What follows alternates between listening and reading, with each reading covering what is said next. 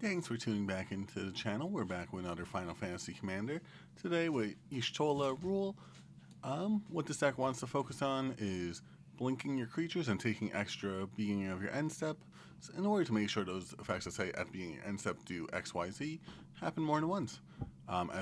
She does cost 6 for a 3/5. At the beginning of your end step, exile target creature you control, then return it to the battlefield under its owner's control.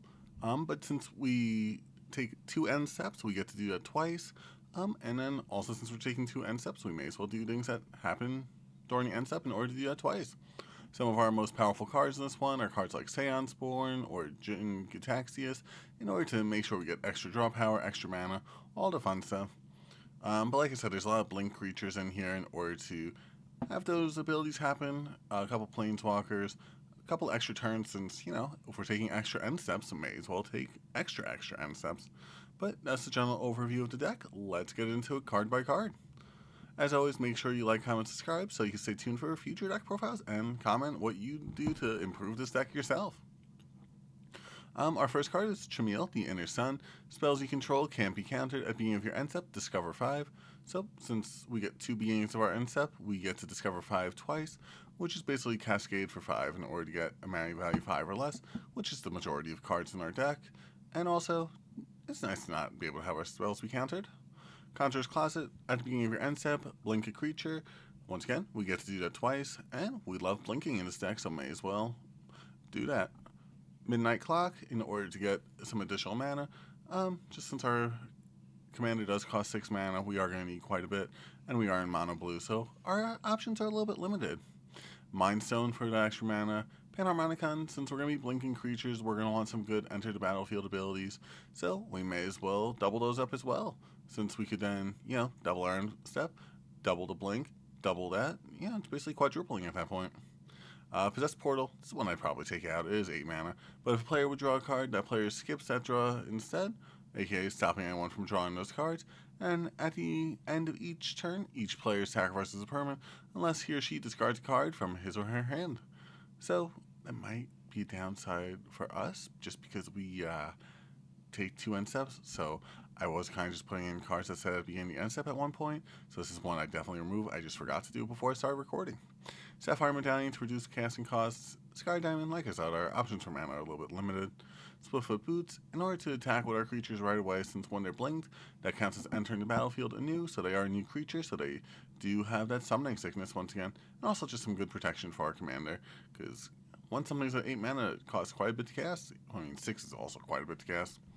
And then Sandsboard, at the beginning of each end step, if a creature died this turn, put a soul counter on Sandsboard, so, creature dies, do that twice instead. This way you double up the mana that you're going to be able to get from this.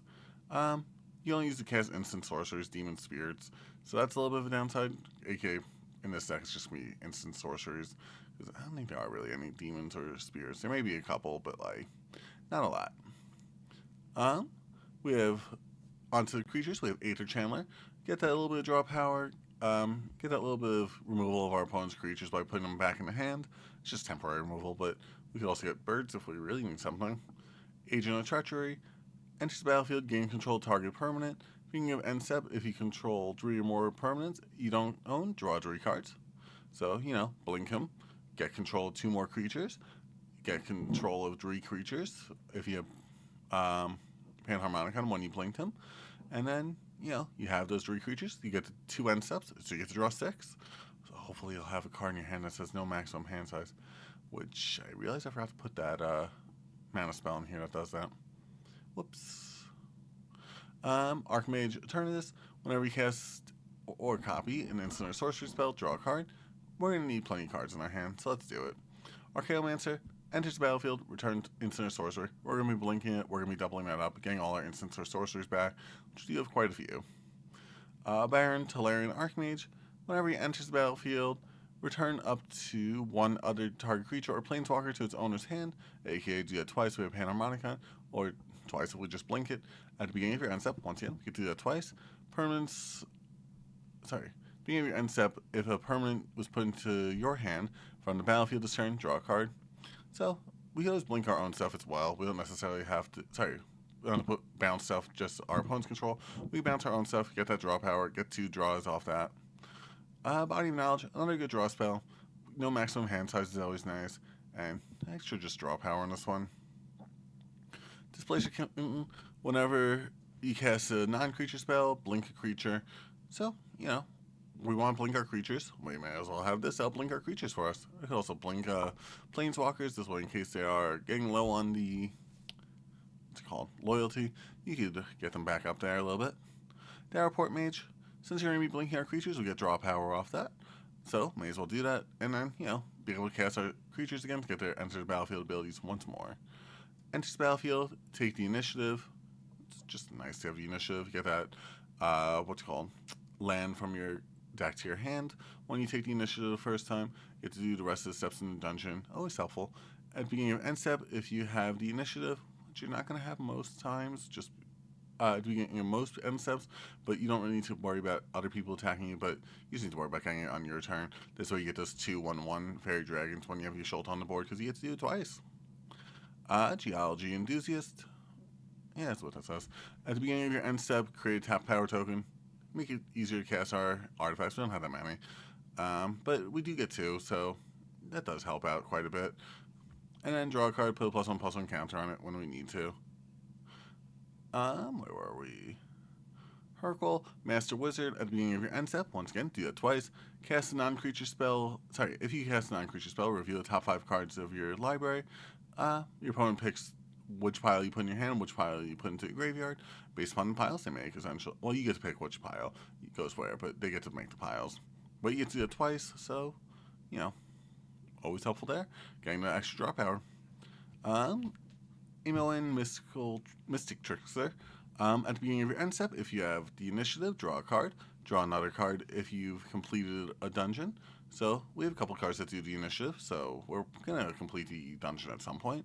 We're going to have the initiative by getting the initiative with this card, and, Geology Enthusiast, Feywild Caretaker, getting us plenty of draw power off that.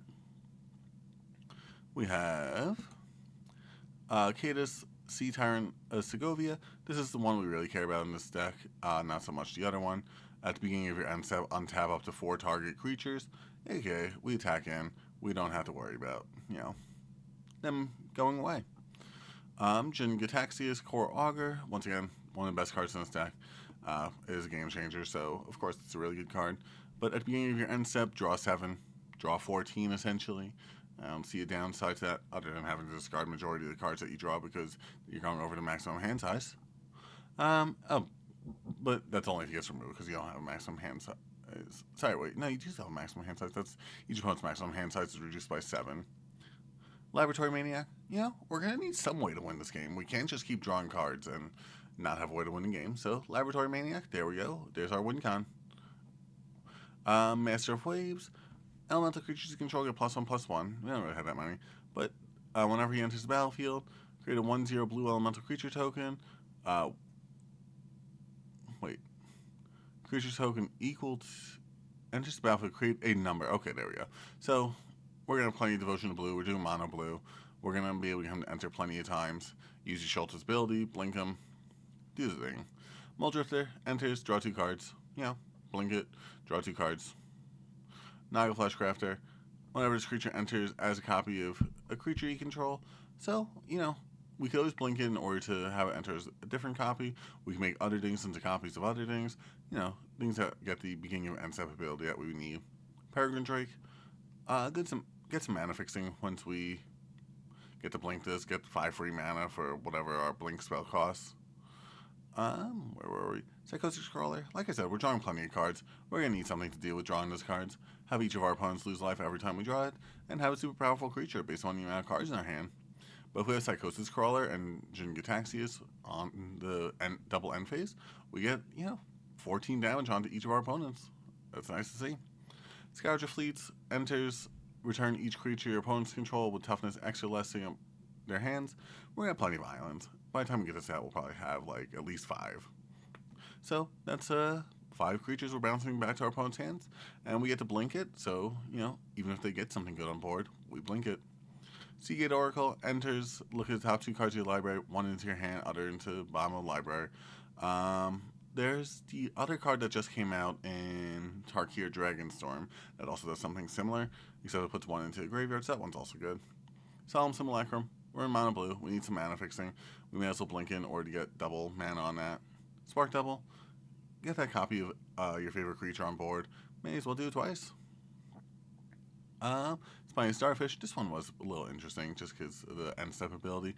At the end of your turn, if this card regenerated, put a Starfish token into play for each time it regenerated this turn. Treat those tokens as 0/1 blue creature tokens. So we get 2 0/1 creature tokens for every time it regenerated. If we have some way to keep regenerating it, yeah, it could work out. It could do something. We have plenty of tokens that way. A little bit of protection there. That's a Deep Dwelling. At the beginning of your end step, exile up to 1 targeted creature you control, then return that card to the battlefield under your control. AKA does both the things we want to do with Yshulta, the blink and the end step ability. Yeah, really nice there. Reality Chip. Cast cards off the top of your library since we don't have that much draw power, right? Watchers of Tomorrow leaves the battlefield, put the exiled card into its owner's hand in order to, temporary removal of one of our opponent's things. When this card blinks, it'll do it more than once. And for enchantments, we have Archmage Ascension. Beginning of your end step, once again, do it twice. Draw 2 cards, if you drew 2 or more cards this turn, you may put a quest counter onto this card. As long as this card has 6 or more quest counters on it, if you draw a card, you may search your library for a card, put that card into your hand, and shuffle instead. So we get that tutor. It'll only take about 3 turns to get there. But in theory, we could do that during just 1 round because it's during each end step, not just during our end step. Captivating Glance. At the end of your turn, clash with an opponent. If you win, gain control of enchanted creature. Otherwise, that player gains control of enchanted creature. So, choose a creature, get control of it. Wish we could do it twice. Well, in theory, we do it twice because we have a 50-50 shot at that point. But, we have lands in here, so it may bite us in the butt. It might help us out. Is Yshulta's extra end step and May ability? If it's your first end step of your turn, there's an additional end step after step. So it's not optional, is the only thing with that. But the clash is optional, right? At the end of your turn, clash with an opponent. Nope, that's not optional either. But it's just nice to have the extra option. Enchant Planeswalker, just a little bit of removal without actually removing something. Mystic Remora, it's good to blink this creature. This way we don't have to really worry about the cumulative upkeep as it basically enters as a new creature. Ristic Study for that draw power. Shark Typhoon. We're going to be casting some pretty expensive spells, so we may as well get a big shark on the board. Witness Protection. Basically remove the creature without removing the creature. Arcane Denial. Counterspell. Cyclonic Rift. Fierce Guardianship. Force of Will. Just some mono blue staples there. You don't necessarily need to run them. You could just run a bunch of counter spells that only cost like $1 or less that are a little bit more limited, but still work just as well. Frantic Search, Cantrip, Draw Power, just what we like to see. Ghostly Flicker, we like to blink our creatures, so may as well have other cards that'll blink it, like that. High Tide will give us the extra mana that we need. Meringue, River Regent, draw, discard, enters, return up to 2 target non-land permanents to their owner's hand. That's mostly the effect that we're going to in order to blink our opponent's creatures. Wow, this card got expensive. It's almost $7 now. Mystical Tutor, get the spell that we want from our deck to our hand. Negate. Like I said, you can run counter spells like Negate that are just a little bit more limited rather than running cards like Fierce Guardianship that could run you like $50. Pongify for that actual removal. Where were we? And Virtue of Knowledge. Copy targeted, activated, or triggered ability you control. You may choose new targets for the copy. aka double up our enter the battlefield abilities once per turn. Well, just once per turn. Let's scroll on over to the other part of the deck. There we go. As always, we'll go through lands last. For Planeswalkers, we have Narset, Part of our Veils. Each opponent can draw more than 1 card each turn. So, if we wheel them, it may help us out a bit there. But it also just helps stopping our opponent from drawing their whole deck while that's our game plan.